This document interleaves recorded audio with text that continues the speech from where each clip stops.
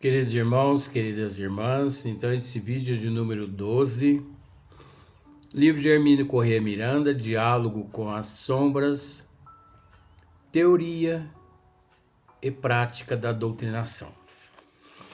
Então nós terminamos no vídeo anterior a introdução de Hermínio Corrêa Miranda, né? Agora nós vamos adentrar às matérias, né? Aos temas. Então, vejamos bem. O primeiro quesito, a instrumentação. Quer dizer, o grupo espírita, a casa espírita. Mas não é só a casa espírita, não é só a instituição espírita. Nós temos que entender que tudo na nossa vida nós temos que agir com responsabilidade. Às vezes eu sou assim muito cobrado por agir com punho de ferro, mas não é punho de ferro. Às vezes eu sou cobrado por eu ser enérgico. Eu não sou enérgico. Eu procuro, ora, esclarecer o que há nas 5 obras básicas da doutrina espírita. Então, se há algo errado, esse algo encontra-se nas 5 obras básicas.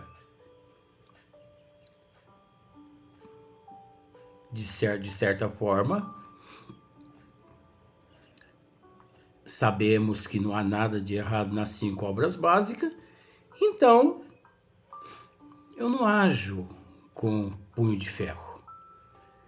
Eu não sou enérgico. Eu ajo com amor. Eu ajo com amor, com respeito à doutrina e às pessoas. Porque pensemos da seguinte forma. Você chega e vê numa padaria um belo de um bolo. E você não só compra aquele bolo, como também você pede aos confeiteiros a receita daquele bolo para você levar para casa. Não é justo? Então, por exemplo, aquele bolo, simplificando, aquele bolo é preparado com 1 litro de leite, 1 litro de água, 100 gramas de fermento, 3 ovos, né? Uma pitadinha de sal, uma pitadinha de açúcar. Só que o confeiteiro, ele, por ignorância, te passa a receita totalmente distorcida. E você chega em casa com boa vontade, você procura fazer o bolo de acordo conforme a receita e não dá certo. Então, gente, não tem nada pior nesse mundo que, vamos dizer assim, instruções erradas, o conhecimento na contramão. Você chega e me pergunta, Luiz, onde é que fica isso?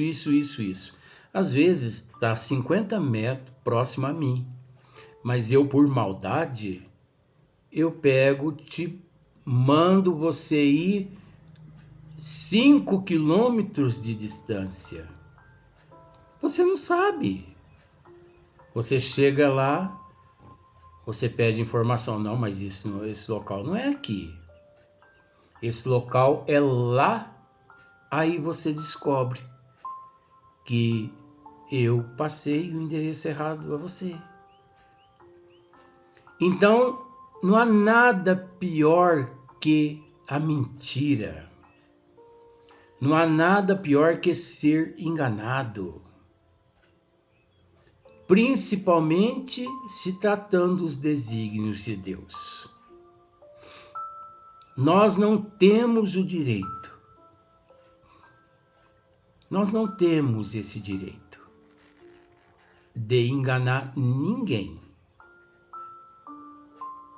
Principalmente se tratando dos desígnios de Deus.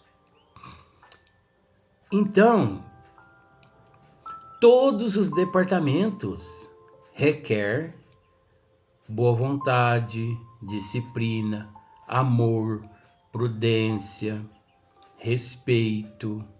Todos os departamentos. Não se inicia nada aqui na Terra sem um planejamento. Inicia? Não. Não nasce uma faculdade, né? Não nasce um grupo, não nasce uma farmácia, não nasce um consultório médico, não nasce um hospital, não nasce uma penitenciária, ninguém casa, você entendeu? Se não tiver um planejamento, se não tiver uma programação, ora, isso é lei. Isso não é nosso, é lei divina. Tudo requer planejamento. Então, nós vamos discutir isso no decorrer do livro. Olha só para você ver. Então, conforme aqui, você vai perceber que a matéria, as matérias, né, são bem fáceis, não são difíceis, né? Então, olha só, o grupo. O grupo aqui significa aquele aglomerado de pessoas que se dispuseram a fundar uma casa espírita, um centro espírita, uma instituição espírita. Só que é preciso entender que ao tratar desse movimento espírita, nós abrangemos, né? Nós focamos todos os departamentos aqui na Terra. Não é verdade? Então, olha só. Hermínio Corrêa Miranda, ele diz assim: voltemos às perguntas formuladas na introdução. Voltemos às perguntas formuladas na introdução. Em primeiro lugar, o preparo, que consiste na educação e na instrução dos componentes do grupo que se planeja. Olha só. O preparo que consiste na educação e na instrução dos componentes do grupo que se planeja. Educação é instrução, é conhecimento, é disciplina, é planejamento, né? Instrução dos componentes do grupo que se planeja. Então, o estudo homogêneo. Então, nos leva a outro quesito preliminar. Quem deve ser os componentes? Olha só para você ver que interessante. quem deve ser os componentes? Ali no princípio, nós estamos iniciando hoje, né? Nós estamos abrindo hoje uma casa espírita. Então, quem deve ser os componentes? Ele diz assim: a tarefa começa, pois, com a seleção das pessoas que deverão participar dos trabalhos. A tarefa começa, pois, com a seleção das pessoas que deverão participar dos trabalhos. Então, é feita uma seleção. Nós temos que entender que existem instituições espíritas que têm lá 300, 400 integrantes, médiums. Tem casas espíritas que tem 2 médios só. Tem 4, 5 integrantes. Eu mesmo participo, né? Trabalho numa casa onde os integrantes, nós somos só em 5 pessoas. Mas ninguém é dono de nada. Todo mundo é responsável pela casa. Porque nós não devemos buscar o espiritismo em troca de cargos. Não existe cargo dentro do espiritismo.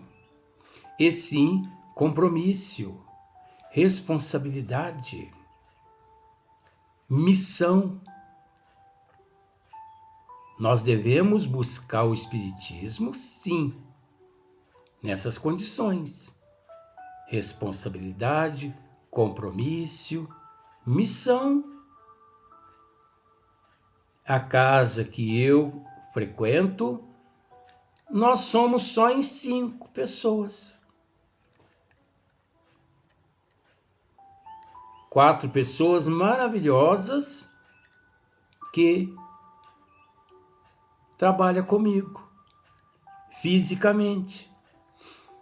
Porque nós não temos que nos preocupar com a quantidade, e sim com a qualidade. O professor Eurípides Barçanufo sempre me diz isso. Meu filho, não devemos nos preocupar com a quantidade, e sim com a qualidade. E sei que assim que nós procuramos trabalhar. Ninguém é melhor que ninguém. Ninguém. Todo mundo é importante. Aquele que varre a casa, aquele que dá um copinho com água, aquele que aplica um passe, você entendeu? Então todo mundo tem lá a sua importância. Então olha só para você ver. A tarefa começa, pois, com a seleção das pessoas que deverão participar dos trabalhos. Então, conforme eu estava dizendo, eu mesmo me cortei. Então, tem casas que tem um número assim muito pequenininho de participantes. Mas tem casas que, né, tem 100, 200, 300, 400 pessoas que dá para você chegar e fazer uma seleção, selecionar ali aquelas pessoas. Como todo grupamento humano, este também deve ter alguém que assuma a posição de coordenador. Olha só para você ver. Usando esse termo, coordenador, substituindo-o por líder. Todo departamento aqui na Terra existe um líder. Aquele que sobressai em todos os sentidos. Aquele que se comunica muito bem. Aquele que é dado, né, com todo mundo. Aquele extrovertido, né? Enfim, aquele comunicativo.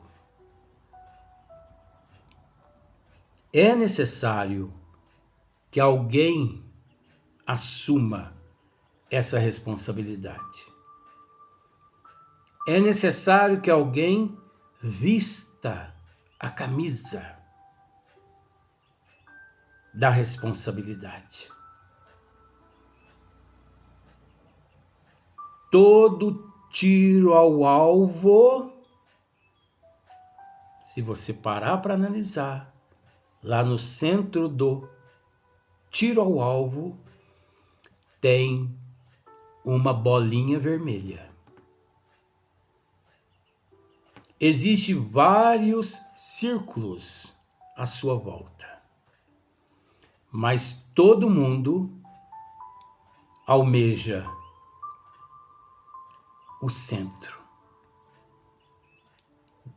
do tiro ao alvo. Quem acerta no centro ganha a medalha de ouro. Por isso que todos os líderes, por isso que todos os coordenadores são muito atacados, porque são alvos. Por isso que existe o grupo homogêneo, para que o grupo possa orar uns pelos outros, sustentando.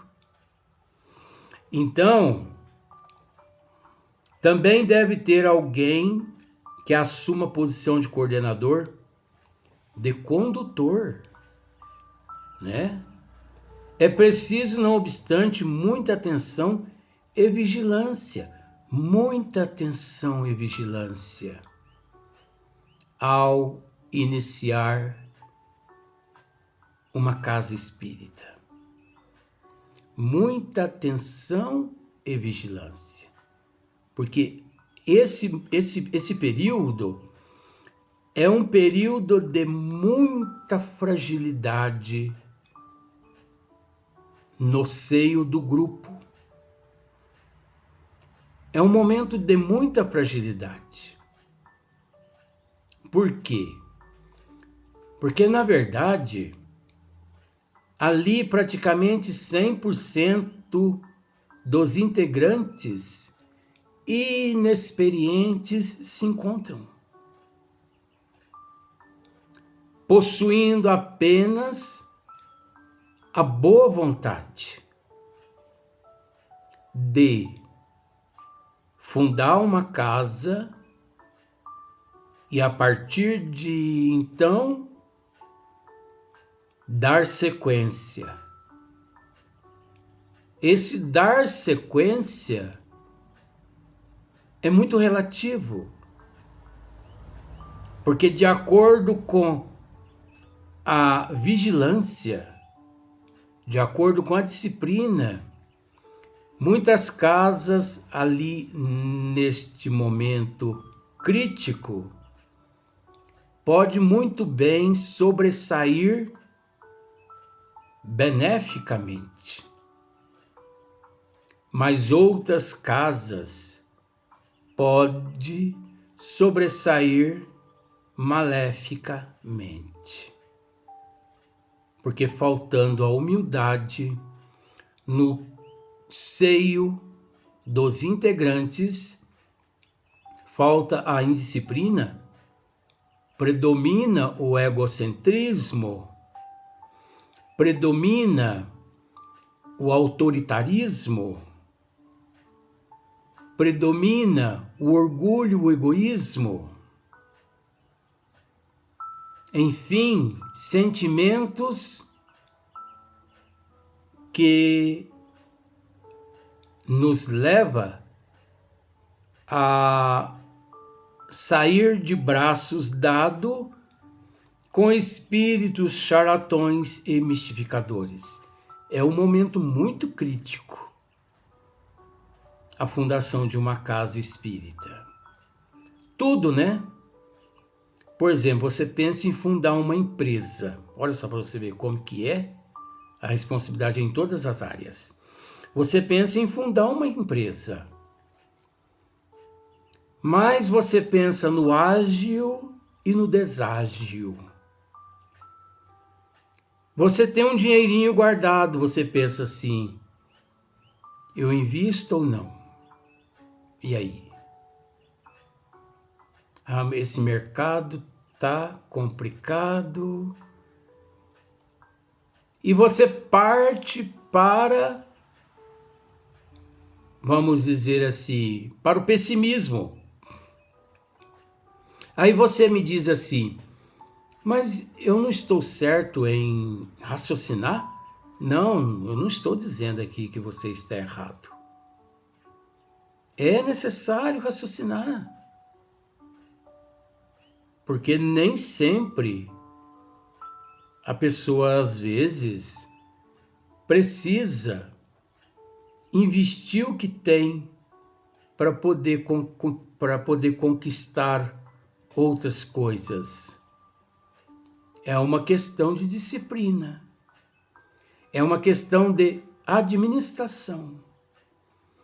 Nós devemos aprender a administrar as coisas, o dinheiro, a nossa vida, e não permitir que o dinheiro nos administre. E não permitir que as coisas e a nossa vida nos administre. Muitas pessoas são administradas pela língua dos outros. Muitas pessoas são administradas pelo que os outros dizem. Nós não podemos permitir isso. Nós somos donos de nós mesmos. Não, Luiz, quem é dono nosso é Deus. Não, não é nesse sentido, gente. Nós somos donos de nós mesmos. Nós já conquistamos o livre-arbítrio, que é o direito de escolha,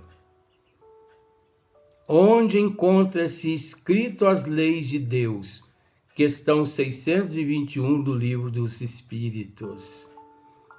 Resposta: na consciência. Pois tu sabe que estás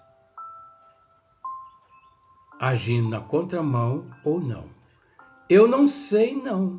Sabe. Todo mundo sabe. Se até os animais, que coitadinhos, no mundo, no reino animal, considerado dotados de inteligência rudimentar, se até eles sabem o que é certo, o que é errado, uma boa parte deles. Ora, nós, seres humanos, racionais, dotados de amor, de inteligência, não sabemos o que é certo e o que é errado? Desde essa primeira hora, esse motivador ou iniciador não poderá fugir de certa posição de liderança. Tá vendo só? Desde esse momento em que esse líder, né, que se apresenta àquele grupo como líder, ele não pode, né, fugir de certa posição de liderança. Esse princípio é muito crítico, é muito vulnerável, é muito instável. Então é preciso perseverança, persistência, assiduidade, renúncia. Esse fim de semana vou para o rancho. Vai não. Você tem compromisso na casa espírita no sábado e no domingo. Esse fim de semana eu devo viajar para um casamento. Vai não. É lógico, gente, que com o passar do tempo, depois que estabiliza, né, que ajeita-se toda a situação, aí sim o vice-presidente pode ficar no lugar do presidente. Então, não significa que as pessoas que assumem trabalhos na casa espírita deixa, né, de ser social, né? É espírita, ele não pode mais participar de nada na sociedade. Vamos para o próximo vídeo.